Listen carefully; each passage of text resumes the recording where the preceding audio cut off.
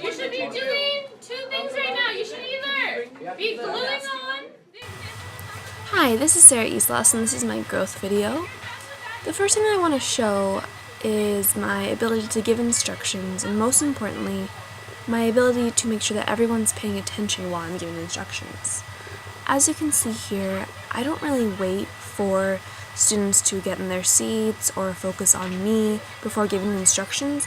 I just kind of braved through and gave them and hoped that everyone was listening. Later on you'll see how I changed that. You have a lot of them. I didn't get very far. Okay.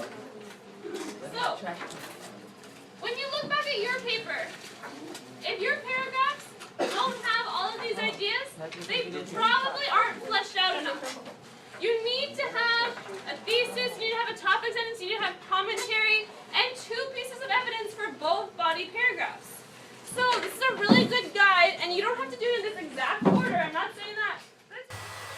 I really don't have any consequences in this first clip for students talking over me while I'm giving instructions or after I tell them to pay attention. And as you can see, the talking and the moving just really continues throughout. In the next clip you'll see students are much more on task. It's very quiet, it's a nice work environment, and they're all paying attention. There is a little bit of talking off topic from the assignment, as you'll see, but one thing that I want to mention is in the next clip, that class is ELD, and they're really encouraged to speak and strike conversation whenever is possible or whenever it happens. That's a part of the pedagogy that me and my resident teacher decided on.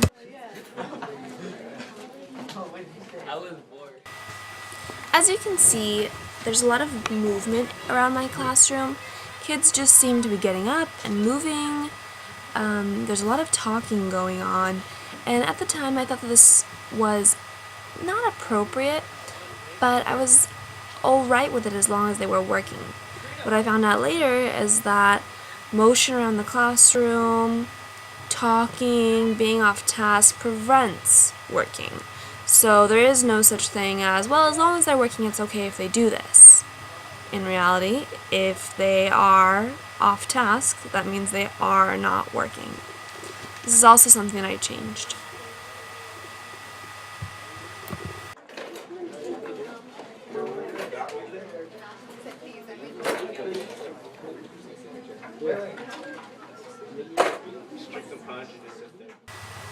Another thing to notice is that because I don't establish those boundaries, no talking, no walking, etc., or even if there is no talking, just no talking so loudly that other people can't focus, you can see that because I didn't establish those boundaries and because I haven't asked for that attention beforehand or demanded it, students just aren't focusing that well throughout the period. The mood that you set at the beginning of the class or for your class in general really sticks with the class as a whole. In the next video you'll see that students are much more on task, much quieter, because I disciplined a student at the very beginning, and therefore the whole mood of the class was set and students knew the level and the standard that I required throughout that class. Here's the example, or here's the answer to the second one, if you need that.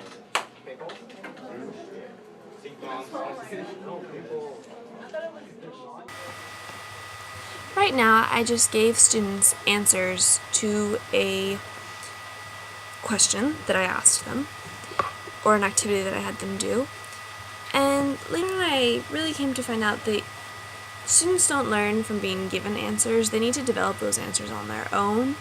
In the next clip, you'll see that I rely much more on the group as a whole to give me answers, or individuals to give me answers, as opposed to giving students answers. Because in reality, when you give students answers, they'll forget them a moment later. If they've done the thinking and they have an experiential process in doing that thinking, they'll remember for a much longer time. So the first paper is called Getting the Gist. The second paper is a chart. Yes.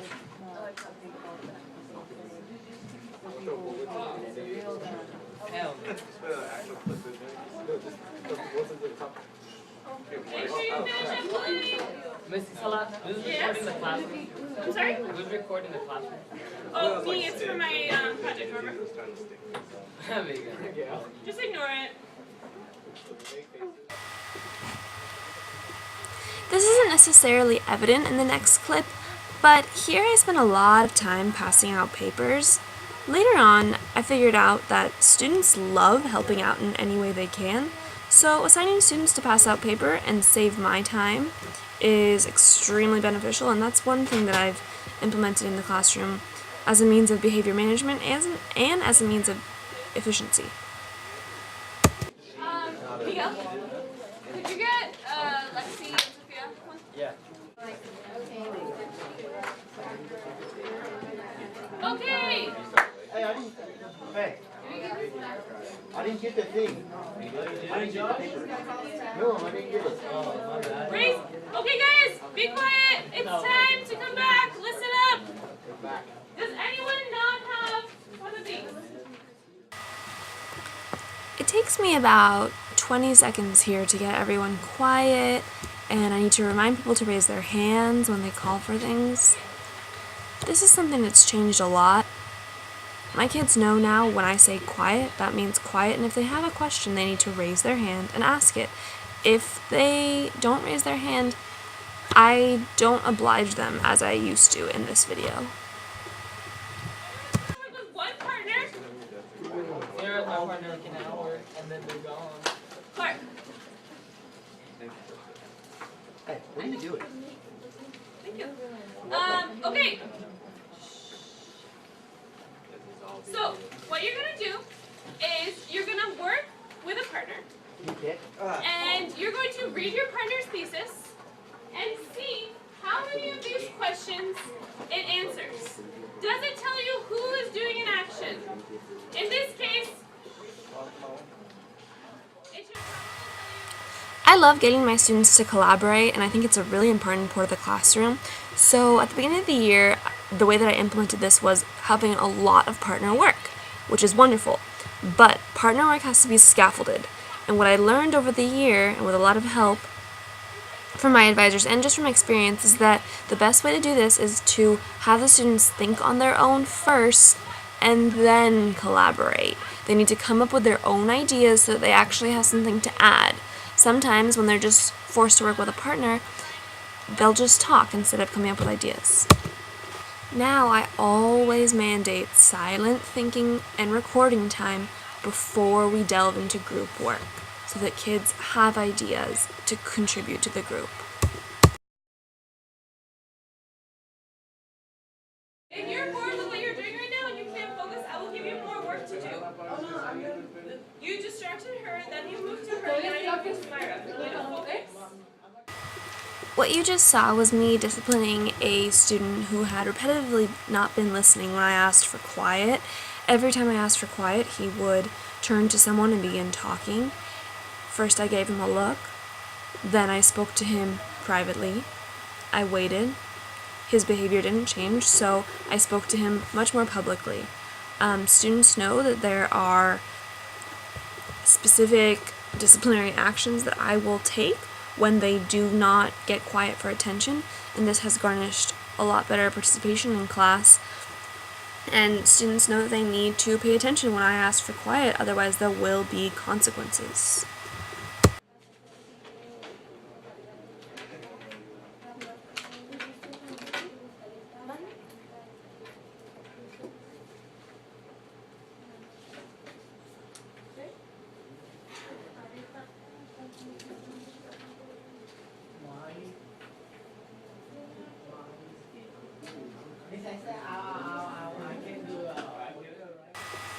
My students are getting ready to write a short speech for their final. This is going to be collaborative work as they're going to be editing and helping each other write. And what you see right now is them silently working on building some initial ideas. They're doing what I said I have implemented, which is that initial individual thinking and recording that will help them contribute much more to a partnership or to group work than simply just delving into the group work would. by building their ideas ahead of time, my students will have material to actually share with their group or their partnership.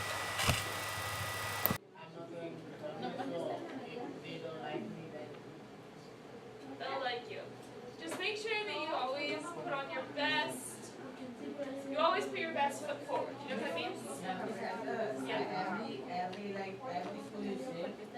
No, schools are very different. Each one you go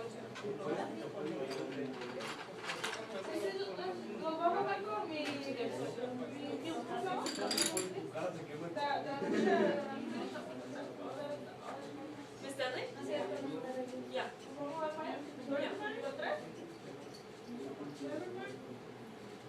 Oh, I don't know actually. I don't know. Sorry, I don't know. Right now, you've just seen a problem that I'm still struggling with, and it's something that I'm still working to grow, and it has to do with the previous problem that I talked about, which is setting boundaries and setting what's appropriate. Right now, a student asked me a question that had really nothing to do with the material at hand or the activity at hand, but I take the time and I answer her question because it is relevant to school and it is important. I think there are definite boundaries that I'm working to set, and my students know not to talk to me about things that are completely irrelevant.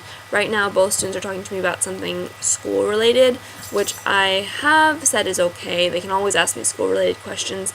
However, a boundary that I'm working on setting is being appropriate. Right now, these students are trying to work silently. They shouldn't be talking about this, and that's a boundary that I continue to work on and that I'm continuing to try and grow and make much more clear. When it's silent time, and students should not be talking about anything, even if it is regarding or somewhat related to school. ¿Ella es española? No? She's white. She's white.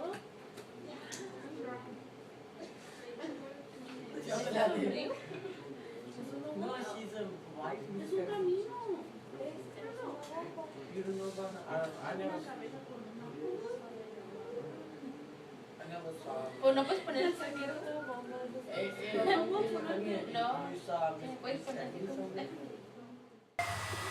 Like I said, I use student aids to help me pass out work.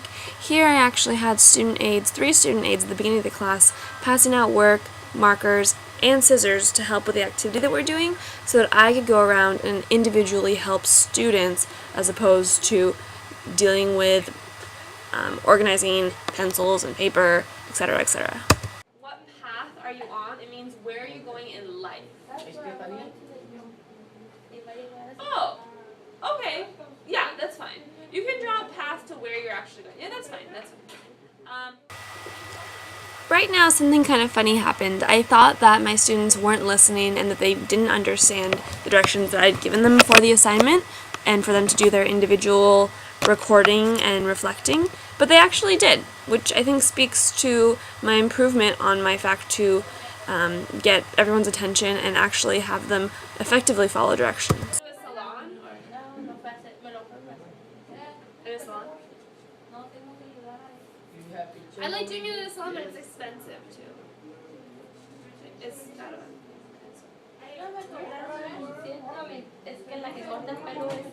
know. Oh, it was your cousin? Oh.